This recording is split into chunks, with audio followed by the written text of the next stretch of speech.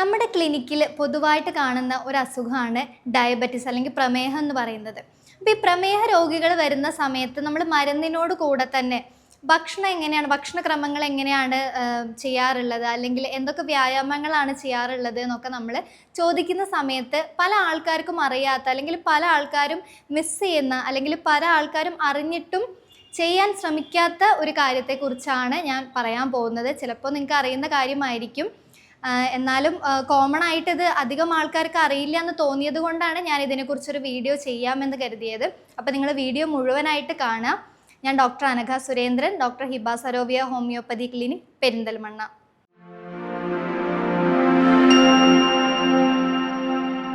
പ്രമേഹ രോഗികൾക്ക് ഈ ഗ്ലൂക്കോസിൻ്റെ കണ്ടൻറ്റ് രക്തത്തിൽ അധികമാവുന്നതാണല്ലോ ഈ കണ്ടീഷൻ എന്ന് പറയുന്നത്. പക്ഷേ നമുക്ക് ഗ്ലൂക്കോസ് എന്ന് പറയുന്നത് ശരിക്കും പറഞ്ഞാൽ നമ്മുടെ ശരീരത്തിന് ആവശ്യമായിട്ടുള്ള ഒരു കാര്യം തന്നെയാണ്. ഗ്ലൂക്കോസ് നമ്മുടെ ശരീരത്തിൻ്റെ കൂടുതലായിട്ട് ഉപയോഗിക്കുന്നത് നമ്മുടെ മസിൽസിൻ്റെ ആക്ടിവിറ്റീസിന്, പേശികൾക്ക് നമ്മൾ ആക്ടിവിറ്റീസ് കൊടുക്കുമ്പോൾ അതിന് ഊർജ്ജം കിട്ടാൻ വേണ്ടിയിട്ടാണ് നമ്മൾ ഗ്ലൂക്കോസ് ഉപയോഗിക്കുന്നത്. അപ്പോൾ നമ്മൾ കഴിക്കുന്ന കാർബോഹൈഡ്രേറ്റ് ഫുഡിൽ നിന്നാണ് ഇത് ഗ്ലൂക്കോസായിട്ട് കൺവേർട്ടായിട്ട് നമ്മുടെ രക്തത്തിൽ അലിഞ്ഞു ചേരുന്നത്. ഇത് കറക്റ്റായിട്ട് ഉപയോഗിക്കുന്നില്ല, അല്ലെങ്കിൽ ഈ ഗ്ലൂക്കോസിൻ്റെ അളവ് കറക്റ്റായിട്ട് നമ്മുടെ പേശികൾ എടുക്കുന്നില്ല എന്നുണ്ടെങ്കിലാണ് ഈ ഗ്ലൂക്കോസ് കൂടുതലായിട്ട് ഉണ്ടാവാൻ സാധ്യത ഉള്ളത്. എന്ന് വെച്ചാൽ രണ്ട് കാര്യങ്ങൾ പറയാം. നമ്മൾ കഴിക്കുന്ന ഭക്ഷണത്തിലുള്ള ഗ്ലൂക്കോസ് കണ്ടൻറ്റിന് അല്ലെങ്കിൽ കാർബോഹൈഡ്രേറ്റ് കണ്ടൻറ്റിൻ്റെ അളവ് ഒരു കാര്യം. രണ്ടാമത്തേതെന്ന് പറയുന്നത് ഈ നമ്മൾ എടുക്കുന്ന ഗ്ലൂക്കോസ് എങ്ങനെ ശരീരം ഉപയോഗിക്കുന്നു, അല്ലെങ്കിൽ കറക്റ്റായിട്ട് അതിനുള്ള ഹോർമോൺസ് പ്രവർത്തിക്കുന്നുണ്ടോ എന്നുള്ളതും കൂടെ ഒരു കാര്യമാണ്. ഇതിൽ നോക്കുകയാണെന്നുണ്ടെങ്കിൽ മെയിനായിട്ട് നമ്മൾ കഴിക്കുന്ന ഭക്ഷണത്തിൽ നിന്നാണല്ലോ നമ്മുടെ കാർബോഹൈഡ്രേറ്റിൽ നിന്നാണ് ഗ്ലൂക്കോസ് ആവുന്നത്. അത് തന്നെ ഭക്ഷണം കഴിച്ച ഉടനെയാണ് ഈ ഗ്ലൂക്കോസ് സ്പൈക്ക് ഏറ്റവും കൂടുതലായിട്ട് കാണുന്നത്.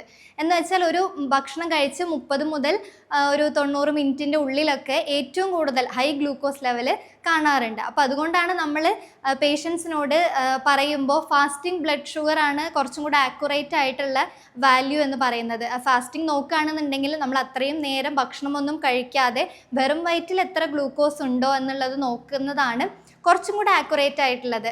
എന്ന് വെച്ചാൽ ഭക്ഷണത്തിന് ശേഷം നമ്മൾ ഗ്ലൂക്കോസ് നോക്കുന്ന സമയത്ത് നമ്മളുടെ ഭക്ഷണത്തിൻ്റെ ഒരു ഇൻഫ്ലുവൻസും കൂടെ അതിലുണ്ടാവും. ആ നമ്മൾ കഴിച്ച ഒരു ഭക്ഷണത്തിൻ്റെ ഒരു ഗ്ലൂക്കോസ് ലെവലും കൂടെ അതിൽ കാണിക്കാനുള്ള ഒരു സാധ്യത ഉണ്ട്. അപ്പോൾ മോസ്റ്റ് ആക്യുറേറ്റ് ഫാസ്റ്റിംഗ് തന്നെയാണ്. പിന്നെ നമ്മൾ ടെസ്റ്റ് ചെയ്യാൻ പറയാറുള്ളത് അതേപോലെ ആവറേജ് ബ്ലഡ് ഷുഗർ ആയിട്ടുള്ള HbA1c കൂടെയാണ്. ഇനി നിങ്ങൾ ഭക്ഷണം കഴിച്ചതിന് ശേഷം ചെയ്യേണ്ട ഒരു കാര്യമുണ്ട്.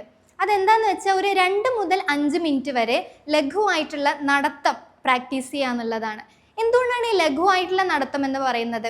നമ്മൾക്കറിയാം, നമ്മൾ ഷുഗർ കൺട്രോൾ ചെയ്യാനായിട്ട് പല ഭക്ഷണത്തോടൊപ്പം തന്നെ വ്യായാമങ്ങൾ അല്ലെങ്കിൽ ജിമ്മിൽ പോവുക, അങ്ങനത്തെ കാര്യങ്ങളൊക്കെ ചെയ്യുന്നുണ്ട്. പക്ഷെ ഞാൻ സൂചിപ്പിച്ച പോലെ ഭക്ഷണം കഴിച്ച ശേഷമാണ് ഏറ്റവും കൂടുതൽ ഗ്ലൂക്കോസ് സ്പൈക്ക് ഉള്ളത്. അപ്പോൾ ആ സമയത്ത് നമുക്ക് ഒരിക്കലും ഇത്തരത്തിലുള്ള കഠിനമായിട്ടുള്ള എക്സസൈസുകളോ അല്ലെങ്കിൽ ജിമ്മിൽ പോകുന്നതോ ചെയ്യാനായിട്ട് കഴിയില്ല. അത് വേറെ തരത്തിലുള്ള ആരോഗ്യ പ്രശ്നങ്ങൾ ഉണ്ടാക്കും. അപ്പോൾ നമുക്ക് ചെയ്യാൻ പറ്റുന്നത് ലഘുവായിട്ടുള്ള നടത്താണ്. ഇനി നടത്തം കൊണ്ട് വല്ല കാര്യമുണ്ടോ, അത് ശരിക്കും ഒരു വ്യായാമമാണോ എന്ന് ചോദിച്ചാൽ അത് ശരിക്കും ഗ്ലൂക്കോസിനെ കൺട്രോൾ ചെയ്യുന്ന ഒരു കാര്യം തന്നെയാണ്. അത് പറയാനുള്ള കാരണം എന്താണെന്നുള്ളതും കൂടെ നമുക്കിതിൽ ചർച്ച ചെയ്യാം. ഇനി പ്രമേഹമുള്ള ആളുകളിൽ അല്ലെങ്കിൽ ഇൻസുലിൻ റെസിസ്റ്റൻസ്, ഇൻസുലിൻ പ്രതിരോധം, ഇൻസുലിൻ ഹോർമോൺ കറക്റ്റായിട്ട് പ്രവർത്തിക്കാത്ത ആളുകളിലാണ് ഈ ഷുഗറിൻ്റെ അളവ് കൂടുതലായിട്ട് ഉണ്ടാവുക എന്ന് പറഞ്ഞല്ലോ. അപ്പോൾ നമ്മൾ ചെയ്യുന്ന ഈ നടത്തം ഇൻസുലിൻ സെൻസിറ്റിവിറ്റി ഉണ്ടാക്കുകയാണ് ചെയ്യുന്നത്. അതെങ്ങനെയാണെന്ന് വെച്ചാൽ നമ്മുടെ പേശികൾ പ്രവർത്തിക്കുന്ന സമയത്ത് ഉണ്ടാകുന്ന GLUT4 എന്ന് പറയുന്ന ഒരു പ്രോട്ടീനാണ് ഇതിന് വേണ്ടിയിട്ട് ഹെൽപ്പ് ചെയ്യുന്നത്. അപ്പോൾ പേശികൾ ഈ ഗ്ലൂക്കോസിനെ വലിച്ചെടുത്ത് അത് ഊർജ്ജത്തിനായിട്ട് ഉപയോഗിക്കും. ഈ ഒരു കാരണം കൊണ്ട് തന്നെ ഇൻസുലിൻ്റെ സഹായം അധികം ഇല്ലാതെ തന്നെ പേശികൾക്ക് ഈ ഒരു കാര്യം ചെയ്യാൻ കഴിയും, ഈ ഒരു പ്രോട്ടീൻ ഉള്ളത് കൊണ്ട്. അതുകൊണ്ടാണ് ഇത് ഇൻസുലിൻ സെൻസിറ്റിവിറ്റി കൂട്ടുന്നതും. ഇത് കാലക്രമേണ തുടരുകയാണെന്നുണ്ടെങ്കിൽ നിങ്ങൾക്ക് HbA1cയിൽ നല്ലൊരു മാറ്റം കാണാൻ കഴിയുന്നതും. കാരണം ഇൻസുലിൻ ഹോർമോണിനെ അത് വല്ലാതെ അഫക്റ്റ് ചെയ്യുന്നില്ല എന്നുള്ളതാണ് അതിൻ്റെ ഒരു ഫാക്റ്റ്. ഇനി നിങ്ങൾ ഭക്ഷണം കഴിച്ച ഉടനെ തന്നെ പോയി കിടന്നാൽ എന്തൊക്കെയാണ് സംഭവിക്കുക? അതിൽ മെയിനായിട്ട് 3 കാര്യങ്ങളാണുള്ളത്.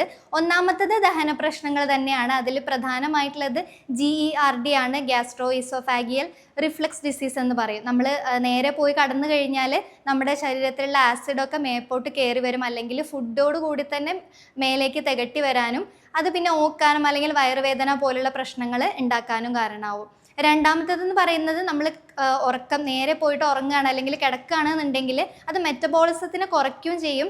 അത് ഭാവിയിൽ നമ്മുടെ ശരീരത്തിൽ ഈ കൊഴുപ്പായിക്കോട്ടെ ഗ്ലൂക്കോസ് ആയിക്കോട്ടെ ഉപയോഗിക്കാതെ പൊണ്ണത്തടിയോ അല്ലെങ്കിൽ ഈ തടി കൂടുതലൊക്കെ ഉണ്ടാവാനായിട്ട് ഒരു കാരണമാവും. മൂന്നാമത്തേതെന്ന് പറയുന്നത് ഈ പഞ്ചസാര കറക്റ്റായിട്ട് ഉപയോഗിക്കാതെ രക്തത്തിൽ തന്നെ കിടക്കും എന്നുള്ളതാണ്. ഇനി എന്തുകൊണ്ടാണ് നമ്മൾ ലഘുവായിട്ടുള്ള നടത്തം അഡ്വൈസ് ചെയ്യുന്നതെന്ന് വെച്ചാൽ, ഞാൻ ഓൾറെഡി പറഞ്ഞ പോലെ എക്സസൈസ് എന്ന് പറയുന്നത് വളരെ ഹെവി ആയിട്ട് ചെയ്യേണ്ട ഒരു കാര്യമാണ്. ജിമ്മിൽ പോവുകയാണെങ്കിലും യോഗാസനങ്ങൾ ചെയ്യുകയാണെന്നുണ്ടെങ്കിലും അതൊന്നും കൂടെ ശരീരം നന്നായിട്ട് പ്രവർത്തിക്കുന്ന രീതിയിലുള്ള എക്സസൈസുകളാണ്.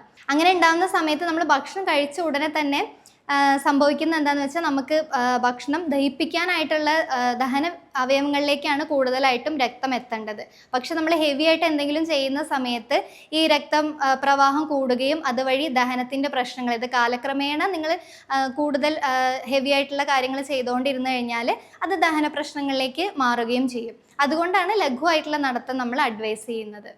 ഇനി എന്തുകൊണ്ടാണ് രാത്രിയിൽ ഭക്ഷണത്തിന് ശേഷം ഈ നടത്തത്തിൻ്റെ ഇമ്പോർട്ടൻസ് എന്ന് വെച്ചാൽ, പകല് നമ്മൾ കുറേ ആക്ടിവിറ്റീസ് നമ്മൾ അല്ലാതെ തന്നെ ചെയ്യുന്നുണ്ട്. പക്ഷേ രാത്രി എന്ന് പറയുമ്പോൾ നമ്മൾ ഭക്ഷണം കഴിക്കുന്നു, നേരെ പോയി ഉറങ്ങുന്നു, വേറെ ആക്ടിവിറ്റീസ് ഒന്നുമില്ല. ഇപ്പം നമ്മൾ മറ്റുള്ള എക്സസൈസുകൾ ചെയ്യുകയാണെന്നുണ്ടെങ്കിലും നമ്മൾക്കത് രാവിലെ എണീച്ച ശേഷമോ അല്ലെങ്കിൽ വൈകുന്നേരത്തോ ചെയ്യാവുന്നതാണ്. പക്ഷേ രാത്രി ഭക്ഷണത്തിന് ശേഷം ചെയ്യാൻ പറ്റുന്ന ഒരേ ഒരു കാര്യം എന്ന് പറയുന്നത് ഇത് മാത്രമാണ്. ഇനി ഈ നടത്തം ചെയ്യാനായിട്ടുള്ള ഏറ്റവും നല്ല സമയം ഏതാണെന്ന് നോക്കാം. ഭക്ഷണം കഴിച്ചതിന് ശേഷം ഒരു 15 മുതൽ 45 മിനിറ്റിനുള്ളിൽ നിങ്ങളിത് ചെയ്യുകയാണെന്നുണ്ടെങ്കിലാണ് ഏറ്റവും നല്ലത്. ഗ്ലൂക്കോസ് അല്ലെങ്കിൽ ഗ്ലൂക്കോസ് സ്പൈക്ക് ഏറ്റവും കൂടി നിൽക്കുന്ന സമയം എന്ന് പറയുന്നത് ആ സമയമാണ്. ഇനി ടൈപ്പ് 2 ഡയബറ്റീസ് മെലിറ്റസ് ഉള്ള ആൾക്കാർക്കാണ് ഇത് കൂടുതൽ എഫക്റ്റീവ് ആയിട്ടുള്ളത്. കാരണം അവർക്ക് ഈ ഇൻസുലിൻ പ്രതിരോധമാണ് ഇതിന് ഏറ്റവും മെയിനായിട്ട്, ഷുഗർ കൂടാനായിട്ട് മെയിൻ ആയിട്ടുള്ള കാരണം. അപ്പം അങ്ങനെയുള്ളവർക്ക് ഈ കാര്യങ്ങൾ ചെയ്യുന്നത് ഇൻസുലിൻ്റെ സെൻസിറ്റിവിറ്റി കൂട്ടാനായിട്ട് സഹായിക്കും. പിന്നെ നമ്മൾ പ്രമേഹമുള്ള ആൾക്കാർക്ക് അഡ്വൈസ് ചെയ്യുന്ന ഒരു കാര്യമാണ് കൂടുതൽ വെള്ളം കുടിക്കുക, നന്നായിട്ട് വെള്ളം കുടിക്കുക എന്നുള്ളത്. അത് ഡയറക്റ്റായിട്ട് പഞ്ചസാരയുടെ അളവിനെ സ്വാധീനിക്കുന്നില്ല എങ്കിലും നിങ്ങളുടെ ശരീരത്തിൽ നിർജ്ജലീകരണം ഉണ്ടെന്നുണ്ടെങ്കിൽ നിങ്ങളുടെ രക്തത്തിലുള്ള പഞ്ചസാരയുടെ കോൺസെൻട്രേഷൻ അല്ലെങ്കിൽ സാന്ദ്രത കൂടുതലായിട്ടായിരിക്കും ഉണ്ടാവുക. ഇനി കൂടുതൽ വെള്ളം കുടിക്കുമ്പോൾ അത് നമ്മുടെ പഞ്ചസാര അല്ലെങ്കിൽ രക്തത്തിലുള്ള ഗ്ലൂക്കോസ് നമുക്ക് കുറച്ചൊക്കെ വൃക്ക വഴി പുറന്തള്ളാനായിട്ടും സാധിക്കും. അതേപോലെ നിങ്ങൾ ഭക്ഷണം കഴിക്കുന്നതിന് അരമണിക്കൂർ മുന്നാണ് വെള്ളം കുടിക്കേണ്ടത്. അങ്ങനെ ചെയ്യുന്ന സമയത്ത് കൂടുതൽ വെള്ളം കുടിച്ചു കഴിഞ്ഞാൽ നമ്മൾ ഭക്ഷണം കഴിക്കുന്നതിൻ്റെ അളവൊന്ന് കൺട്രോൾ ചെയ്യാനും കൂടെ അതുവഴി സാധിക്കും. ഇത് മൂന്നും നമുക്ക് ചെയ്യാൻ പറ്റുന്ന ഒരു കാര്യമാണ്. ഇനി അടുത്തത് ഭക്ഷണക്രമത്തിൽ, പ്രമേഹമുള്ള ആൾക്കാർ ഭക്ഷണക്രമത്തിൽ എന്തൊക്കെ കാര്യങ്ങൾ വരുത്തണം എന്ന് ചോദിച്ചാൽ, ഉറപ്പായിട്ടും കാർബോഹൈഡ്രേറ്റ് കുറയ്ക്കുക എന്നുള്ളത് തന്നെയാണ്. അതിലിപ്പം ഗോതമ്പായാലും അരിയായാലും അതിൽ കാർബോഹൈഡ്രേറ്റ് കണ്ടൻറ്റ് കൂടുതലായിട്ട് തന്നെയാണ് ഉള്ളത്. അങ്ങനെയുള്ള ആൾക്കാർ ഈ കാർബോഹൈഡ്രേറ്റ് കുറച്ച് അല്ലെങ്കിൽ ചോറ് കുറച്ച് കൂടുതലായിട്ട് കറികളും, അതിൽ മീനോ മുട്ടയോ മാംസമോ എന്ത് വേണമെങ്കിലും നമുക്ക് ആഡ് ചെയ്യാം. കറികൾ കൂടുതലായിട്ടും ചോറ് കുറവായിട്ടും കഴിക്കാനായിട്ട് ശ്രദ്ധിക്കുക. പിന്നെ കഴിക്കുന്നതിൻ്റെ ഒരു രീതി കൂടെ ഉണ്ട്. നിങ്ങൾ ഫസ്റ്റ് പച്ചക്കറികൾ അല്ലെങ്കിൽ ഫൈബർ അടങ്ങിയിട്ടുള്ള ഭക്ഷണങ്ങൾ, ഫ്രൂട്ട്സോ എന്തെങ്കിലും കഴിക്കുക. അതിനുശേഷം പ്രോട്ടീൻ അടങ്ങിയിട്ടുള്ള, അതിൽ മുട്ട ആയിക്കോട്ടെ മീറ്റ് ആയിക്കോട്ടെ ബാക്കി നമ്മുടെ പയറുവർഗ്ഗങ്ങളായിക്കോട്ടെ അത് കഴിക്കാവുന്നതാണ്. അത് കഴിഞ്ഞിട്ട് നമുക്ക് കാർബോഹൈഡ്രേറ്റ് ഉള്ള കാര്യങ്ങൾ കഴിക്കുന്നതാണ് കൂടുതൽ ഗ്ലൂക്കോസ് പെട്ടെന്ന് കയറാതിരിക്കാനായിട്ട് ചെയ്യാവുന്ന ഒരു രീതി എന്ന് പറയുന്നത്. ഇനി നമ്മൾ മറ്റുള്ള ഭക്ഷണങ്ങൾ നോക്കുകയാണെന്നുണ്ടെങ്കിൽ ഫ്രൂട്ട്സിൻ്റെ കാര്യമാണ്. അതിൽ തന്നെ നല്ല മധുരമുള്ള പഴങ്ങൾ പ്രമേഹ രോഗികളോട് ഒഴിവാക്കാനായിട്ട് നമ്മൾ പറയാറുണ്ട്. അതിൽ തന്നെ ഇപ്പോൾ ഈ സീസണിൽ മാങ്ങ, ചക്ക, അങ്ങനത്തെ പഴങ്ങൾ, കൈതച്ചക്ക, മുന്തിരി, ഇതിലൊക്കെ കൂടുതലായിട്ട്, ഈന്തപ്പഴം, ഇതിലൊക്കെ കൂടുതലായിട്ട് ഗ്ലൂക്കോസിൻ്റെ ഫോമായിട്ടുള്ള ഫ്രക്ടോസ് കണ്ടൻ്റാണ് അതിലധികമായിട്ടുള്ളത്. അതിന് പകരമായിട്ട് നിങ്ങൾക്ക് ആപ്പിൾ തൊലിയോടെയോ പേരയ്ക്കോ അല്ലെങ്കിൽ കിവി, വല്ലാതെ പഴുക്കാത്ത പപ്പായ, അങ്ങനെയുള്ള പഴങ്ങൾ, ഞാവൽപ്പഴം, അങ്ങനത്തെ പഴങ്ങളൊക്കെ നിങ്ങൾക്ക് കഴിക്കാവുന്നതാണ്. അത് തന്നെ ഒരു 100 മുതൽ 150 ഗ്രാം വരെ ലിമിറ്റഡ് ആയിട്ട് കഴിക്കാനായിട്ടും കൂടെ ശ്രദ്ധിക്കാം. പിന്നെ ഫ്രൂട്ട്സ് തീർച്ചയായിട്ടും രാത്രി ഭക്ഷണത്തിന് ശേഷമോ അല്ലെങ്കിൽ രാവിലെ വെറും വയറ്റിലോ കഴിക്കരുത്. അപ്പോഴും ഈ ഗ്ലൂക്കോസ് കണ്ടൻറ്റ് പെട്ടെന്ന് കൂടാനായിട്ട് അതൊരു കാരണമാകും. ഇനി പുറത്തുനിന്നുള്ള ഫുഡ് ഐറ്റംസ് നമ്മൾ നോക്കുകയാണെന്നുണ്ടെങ്കിൽ അതിൽ പറയാനുള്ളത് സോഫ്റ്റ് ഡ്രിങ്കുകൾ തന്നെയാണ്. ഇനിയിപ്പോൾ എത്രത്തോളം നമ്മൾ മധുര പലഹാരങ്ങൾ ഒഴിവാക്കുന്നു എന്ന് പറഞ്ഞാലും ഈ സോഫ്റ്റ് ഡ്രിങ്കിൽ വളരെ അധികമായിട്ടുള്ള പഞ്ചസാരയുടെ അളവാണ് ഉള്ളത്. നമ്മൾ കരുതുന്നതിനേക്കാളും കൂടുതൽ പഞ്ചസാരയുടെ അളവ് അതിലുണ്ട്. അപ്പോൾ അതൊക്കെ കഴിക്കുന്നത് നിങ്ങൾ ഒഴിവാക്കേണ്ടതാണ്. ഇനി നിങ്ങൾ ഡയബറ്റീസ് കൺട്രോൾ ചെയ്യാതെ വെക്കുകയാണെന്നുണ്ടെങ്കിൽ വരാൻ സാധ്യതയുള്ള മെയിനായിട്ടുള്ള ഒരു 3 കോംപ്ലിക്കേഷൻസിനെ കുറിച്ച് പറയാം. അതിൽ ആദ്യത്തേത് പറയുന്നത് ഡയബറ്റിക് ന്യൂറോപ്പതിയാണ്. ന്യൂറോപ്പതി എന്ന് പറയുന്നത് നമ്മുടെ നെർവ്സിനെ അഫക്റ്റ് ചെയ്യുന്ന ഒരു കണ്ടീഷനാണ്. അതിൻ്റെ എഫക്റ്റ് കൂടുതലായിട്ട് കാണുന്നത് നമ്മുടെ കാലിൻ്റെ അറ്റങ്ങളിലൊക്കെയാണ്. ഈ ഷുഗറുള്ള ആൾക്കാർക്ക് കാലിൻ്റെ അടിയിൽ ഒരു എരിച്ചിൽ വരിക, അല്ലെങ്കിൽ ഒരു തരിപ്പ് വരിക, അങ്ങനത്തെ പ്രശ്നങ്ങളൊക്കെ പറയാറുണ്ട്. അതിന് കാരണം എന്ന് പറയുന്നത് നമ്മുടെ ടിപ്പുകളിലേക്കുള്ള നെർവ്സ് അഫക്റ്റ് ആവുന്നതുകൊണ്ടാണ്. ഇങ്ങനെയുള്ള ആൾക്കാർക്ക് ഒരു പ്രശ്നം ഉണ്ടാവുക എന്താണെന്ന് വെച്ചാൽ, അവർക്ക് എന്തെങ്കിലും കാലിൽ മുറിയോ എന്തെങ്കിലും ആയിക്കഴിഞ്ഞാൽ പെട്ടെന്ന് അത് ഐഡൻറ്റിഫൈ ചെയ്യാൻ, അല്ലെങ്കിൽ അതിൻ്റെ വേദനയോ കാര്യങ്ങളോ കുറവായിരിക്കും, ബുദ്ധിമുട്ടായിരിക്കും. അങ്ങനെ ഉണ്ടാകുന്ന സമയത്ത് ഇപ്പോൾ നമ്മൾ പറയും പ്രമേഹ രോഗികളിൽ മുറിവുണ്ടായി കഴിഞ്ഞാൽ ഉണങ്ങാനായിട്ട് ബുദ്ധിമുട്ടാണെന്ന് പറയാറുണ്ട്. കാരണം എന്താണെന്ന് വെച്ചാൽ, ഈ പഞ്ചസാര അല്ലെങ്കിൽ ഗ്ലൂക്കോസ് എന്ന് പറയുന്നത് ഈ ബാക്ടീരിയസിനൊക്കെ കൂടുതലായിട്ട് വളരാൻ സാഹചര്യം ഒരുക്കി കൊടുക്കുന്ന ഒരു മീഡിയയാണ്. അങ്ങനെ ഉണ്ടാകുമ്പോൾ ഈ മുറിവൊക്കെ പഴുക്കാനും കൂടുതലായിട്ടുള്ള കോംപ്ലിക്കേഷൻസിലേക്ക് പോകാനും കാരണമാവും. അപ്പോൾ ഈ ഡയബറ്റീസ് ഉള്ള ആളുകളിൽ ഇപ്പോൾ കാലുമ്പിലൊക്കെ മുറി ആയി കഴിഞ്ഞാൽ അവർക്കത് മനസ്സിലാവാതിരിക്കുക, അത് തിരിച്ചറിയാതിരിക്കാനും, ഈ മുറി കുറച്ചും കൂടെ വലുതായിട്ട് അതൊരു വലിയ ഇൻഫെക്ഷനോ അല്ലെങ്കിൽ അത് ശ്രദ്ധിക്കാതെ ഡ്രസ്സിങ് പോലുള്ള കാര്യങ്ങളിലേക്ക് മാറാനായിട്ടും അതൊരു കാരണമാവും. ഇനി അടുത്തത് ഡയബറ്റിക് നെഫ്രോപ്പതിയാണ്. അത് ഇതേപോലെ നമ്മുടെ വൃക്കകളിലൊക്കെ ഡാമേജ് ഉണ്ടാക്കുന്ന, അല്ലെങ്കിൽ രക്തക്കുഴലിനൊക്കെ ഡാമേജ് ഉണ്ടാക്കുന്ന ഒരു കണ്ടീഷനാണ്. അതേപോലെ അടുത്തത് പറയാനുള്ളത് ഡയബറ്റിക് റെറ്റിനോപ്പതിയാണ്. റെറ്റിനോപ്പതി പറഞ്ഞാൽ അത് കണ്ണിലേക്കുള്ള രക്തക്കുഴലുകളെയാണ് അഫക്റ്റ് ചെയ്യുക. അതുകൊണ്ട് കണ്ണിന് കാഴ്ചമങ്ങൽ ഇതൊക്കെ ഉണ്ടാവാം. ഇതൊക്കെ നിങ്ങൾ ഷുഗർ കൺട്രോൾ ചെയ്യാതെ വെച്ച് കഴിഞ്ഞാലാണ് ഉണ്ടാവുക. അപ്പം ഷുഗർ എന്ന് പറയുന്നത് ശരിക്കും പറഞ്ഞാൽ ഒരു ലൈഫ് സ്റ്റൈൽ ഡിസീസ് തന്നെയാണ്. അത് മോസ്റ്റ് കോമൺ ആയിട്ട് ഇപ്പോൾ നിങ്ങളുടെ രക്ഷിതാക്കൾക്ക് ഉണ്ടെന്നുണ്ടെങ്കിൽ അത് വരാനുള്ള ചാൻസ് 90% ഉണ്ട്. അപ്പോൾ നിങ്ങൾക്ക് അങ്ങനെ നിങ്ങളുടെ പാരൻസിന് ഷുഗർ ഉണ്ടെന്നുണ്ടെങ്കിൽ നിങ്ങളൊരു 30-35 ഏജൊക്കെ കഴിയുമ്പോഴേക്കും നിങ്ങളൊരു 3 months കൂടുമ്പോഴെങ്കിലും ഷുഗർ ടെസ്റ്റ് ചെയ്ത് നോക്കുന്നത് നല്ലതാണ്. ഏർലി സ്റ്റേജിൽ തന്നെ ഡിറ്റക്റ്റ് ചെയ്യാനായിട്ട് നല്ലതാണ്. ചില ആളുകൾ ഇപ്പോൾ എനിക്ക് യൂറിൻ പാസ് ചെയ്യുന്നത് കൂടുതലാവുന്നുണ്ട് എന്നൊക്കെ പറയുമ്പോൾ, അല്ലെങ്കിൽ എനിക്കൊരു ഡ്രൈനസ് ഫീൽ, എനിക്ക് കൂടുതലായിട്ട് ഞാൻ വെള്ളം കുടിക്കുന്നുണ്ട് എന്നൊക്കെ പറഞ്ഞിട്ട് ചില ഷുഗറിൻ്റെ സിംറ്റംസ് വരുമ്പോഴാണ് അധികം ആൾക്കാരും ഇത് ശ്രദ്ധിക്കാറുള്ളത്. അപ്പം നിങ്ങൾ ഈ 3 months കൂടുമ്പോൾ ടെസ്റ്റ് ചെയ്ത് നോക്കുന്നത് നല്ലതാണ്. ഇത് വന്നു കഴിഞ്ഞാൽ നമുക്കത് പഴയ പോലെ ആക്കുക എന്നുള്ളത് പോസിബിൾ ആയിട്ടുള്ള കാര്യമല്ല. പക്ഷേ ഇത് എന്താണെന്ന് വെച്ചാൽ, ഈ ഗ്ലൂക്കോസിൻ്റെ ലെവൽ കൺട്രോൾ നിർത്തുക എന്നുള്ളതാണ് നമ്മളെ കൊണ്ട് ചെയ്യാൻ കഴിയുക. അതിന് പകുതി നമ്മൾ മരുന്ന് കഴിക്കുന്നുണ്ടെന്ന് പറഞ്ഞാലും ബാക്കി പകുതി നമ്മുടെ ലൈഫ് സ്റ്റൈൽ തന്നെയാണ് ഇൻഫ്ലുവൻസ് ചെയ്യുന്നത്. അത്തരം കാര്യങ്ങൾ ശ്രദ്ധിക്കേണ്ടത് അവനവൻ്റെ ഉത്തരവാദിത്വമാണ്. ഇനി ഡയബറ്റീസ് ഉള്ളവർ, ഡയബറ്റീസ് എന്നല്ല, ഇപ്പോൾ തൈറോയ്ഡ് ആയിക്കോട്ടെ, ഹോർമോണൽ ടാബ്ലറ്റ്സ് എടുക്കുന്ന പല ആൾക്കാരും ചെയ്യുന്ന വേറൊരു മിസ്റ്റേക്കാണ് ഓൾറെഡി വാങ്ങിയിട്ടുള്ളത്. ഇപ്പോൾ BP ആയിക്കോട്ടെ, അതിന് ഓൾറെഡി വാങ്ങിയിട്ടുള്ള മരുന്ന് തന്നെ എടുത്ത് വീണ്ടും വീണ്ടും കഴിച്ചുകൊണ്ടിരിക്കുന്നത്.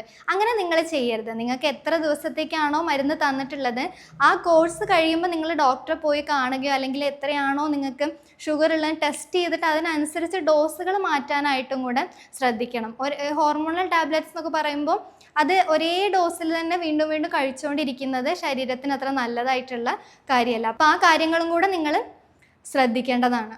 ഇനി നമ്മുടെ ക്ലിനിക്കിൽ നോക്കുകയാണെന്നുണ്ടെങ്കിൽ നമ്മൾ സൈഡ് എഫക്ട്സ് ഒന്നുമില്ലാത്ത സേഫ് ആയിട്ടുള്ള മെഡിസിൻസ് വെച്ചിട്ടാണ് നമ്മൾ ട്രീറ്റ്മെൻറ്റ് ചെയ്യുന്നത്. നമുക്ക് ഈ ഒരു പ്രശ്നത്തിന് കുറച്ച് കാലമായിട്ട് മരുന്ന് കഴിക്കേണ്ട അവസ്ഥ വരുമ്പോൾ നമുക്കത് വേറെ എഫക്റ്റ്, അല്ലെങ്കിൽ ഹാർട്ടിനെയോ വൃക്കയോ ഒന്നും എഫക്റ്റ് ചെയ്യാത്ത തരത്തിലുള്ള മെഡിസിൻസ് വേണമല്ലോ നമ്മൾ കഴിക്കാനായിട്ട്.